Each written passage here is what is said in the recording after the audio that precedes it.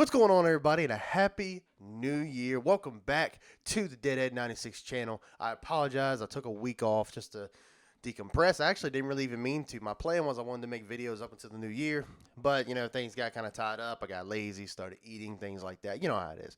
And it was, I hadn't come back yet, but I'm back today. And I was excited to talk about a film that I'd seen over the holidays, and I wanted to talk to you guys about it because it honestly impressed me with how good it was. And today I want to talk about Wonka. Um, I don't know how you guys have been. I mean, obviously, if you clicked on the video, I'm sure you grew up with Willy Wonka and the Chocolate Factory, whether it be the book and the other two films as well, the Gene Wilder and Johnny Depp iterations of the character.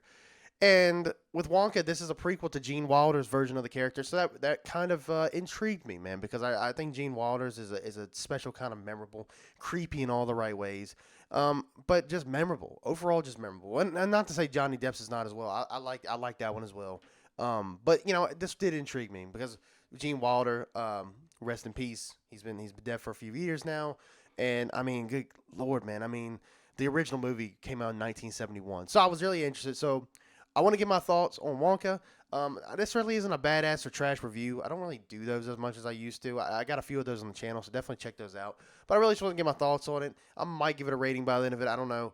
But yeah, with that being said, let's talk about Wonka. So going into this movie, man, I wasn't too sure if I was gonna like it. So let me just give you this about me. I'm not into musicals like at all. Like I'm not a musical guy.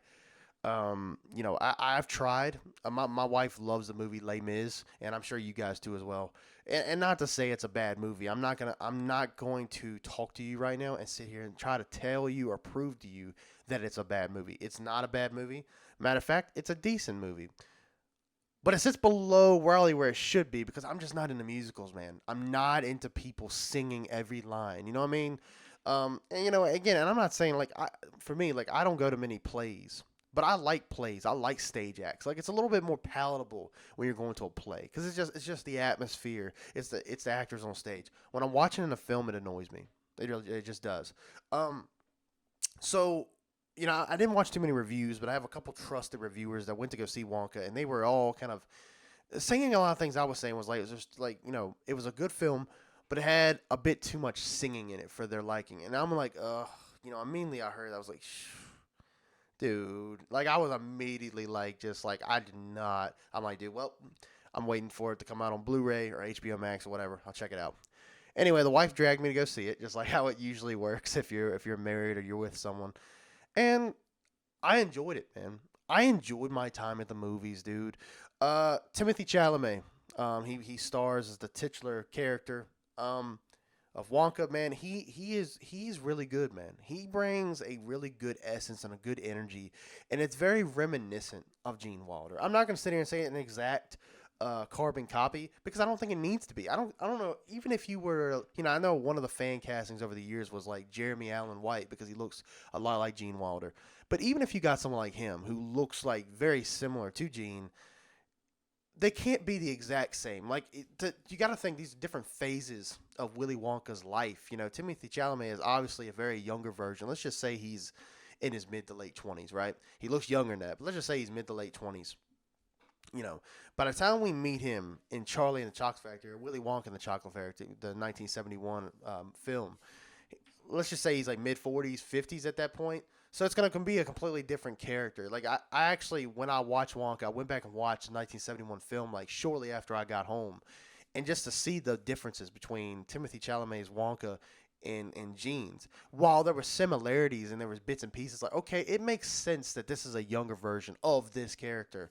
They are different in the sense that Wonka at the point of the film, he's very seclusive. He's very to himself. He's very like I don't want to say that he's like careless, but he's more like carefree, if that makes sense. Like he's just, whatever.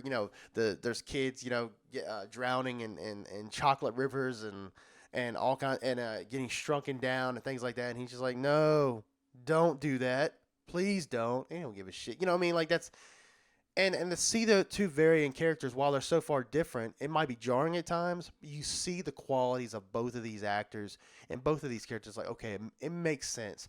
that Timothy Chalamet's version of the character is the 1971 Wonka. It makes sense that he would transition to that eventually, which could be some sequel material, by the way. If this movie's really successful, they could maybe really branch off with this film because it felt like it was his own thing. And I know I'm kind of rambling here, but one thing I liked about Wonka is it felt like it was his own thing. It didn't feel like it was. Yes, it was a prequel. There are things that are established after this story, but it felt like if they wanted to, this was a good way to cap off a good bit of Wonka's life, not a good bit, but a time of Wonka's life. But you can also too have sequels, and I think that would always be good, especially with how good this film actually was. But yeah, like all the performances were great, man. One of my favorite characters besides Wonka is this character Noodle. She's this girl. I would say she's like 10, 11, 12 years old. She got taken away from her mother years prior. I'm not trying to spoil the movie for you, but might be some light spoilers, by the way. Maybe I might put that up on the screen here. But she was a really good character. I like her dynamic with Wonka. Wonka was like, and her were teaming up to help him promote his chocolate in the movie, and yeah, I love the dynamic between the two. The songs, to like I mentioned before, I'm not really into musicals here at all, but this felt this felt good to me. Like honestly, I whenever songs coming up, I was honestly like I was actually enjoying the music.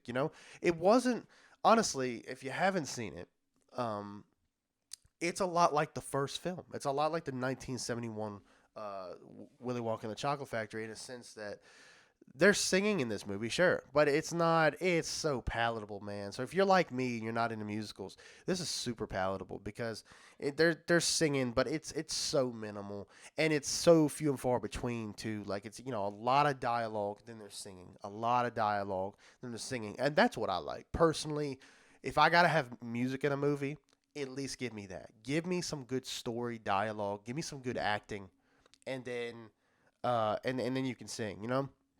And so this felt appropriate. It didn't feel too out of whack or anything. I love the aesthetic of this movie. Like I don't know what the time period is. I'm not too sure, and I'm sorry I didn't look at. If I had to guess, it looks more like maybe I guess early 1900s. I was gonna say late 1800s, but probably maybe not that far back. It looks like early 1900s or something like that. I love like wearing a top hat and then you got your cane. Like Wonka does.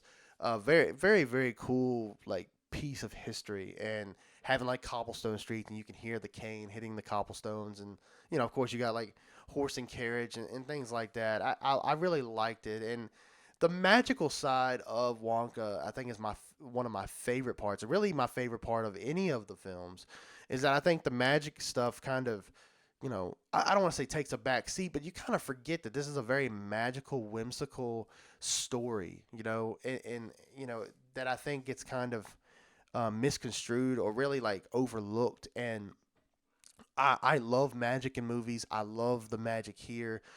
Even Wonka going as far as telling Noodle that he was a magician. He was a magician, and then he was using his skills as making chocolate. He kind of combined the two, and that's why it's so exciting. Some of the things he can conjure up, and yeah, dude, it's a good film, man. And there's the last like I would say the last 15 minutes of the movie. I didn't like I wasn't crying or anything, but it's a really good emotional storytelling. It was without giving it away. It was something Wonka was going through, someone he was looking for. He found her, and that was a good scene. And then Noodle, obviously, she's like I would say she's kind of like the co-lead. At least aids the protagonist the most in this film, and she has her own emotional journey, and it kind of comes to a close here, and it's just really really good, man. It was good. It was captivating. I will say, and there was a song. I know you know the song.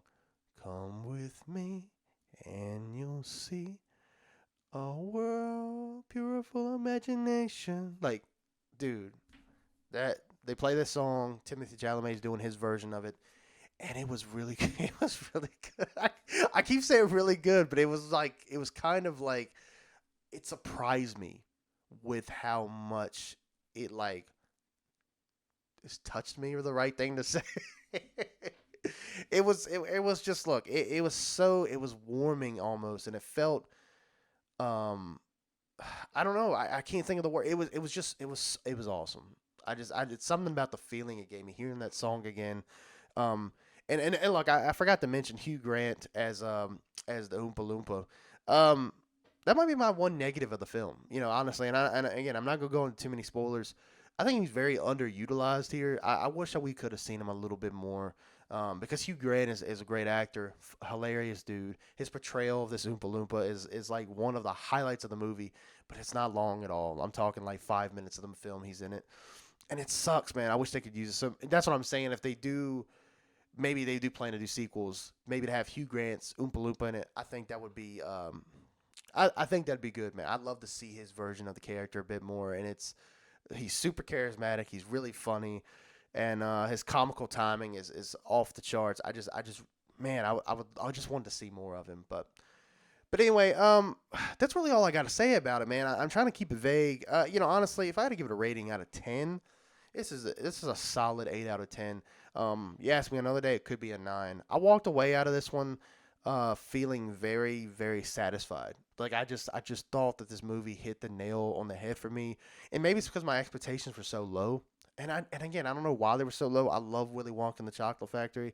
I've always loved this story, but in today's film industry and how everything's always getting us, either sequels are not as bad, but things are being remade and things like that. You never really know what you're gonna get.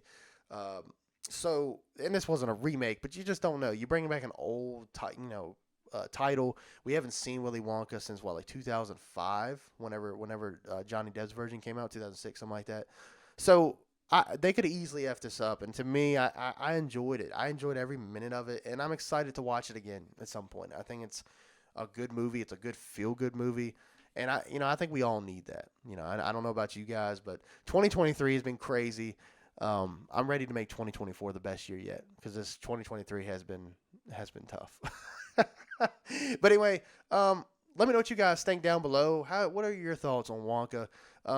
And we'll try to do a few more movie reviews here on the channel. I know I've been kind of slacking on the movie reviews. I just haven't really been watching anything. And even older films, like I like older films to me. Like, and I'm not saying like I'm not really as much into like the 70s or 80s movies, but like 90s, early 2000s, 2020, the 2010s, the movies that I missed. But we'll try to do more movies here on the channel. Excited for what 2024 has to offer. Don't forget to like and subscribe if you like this kind of content. With that being said, we'll see you in the next one. Stay dead, my friends.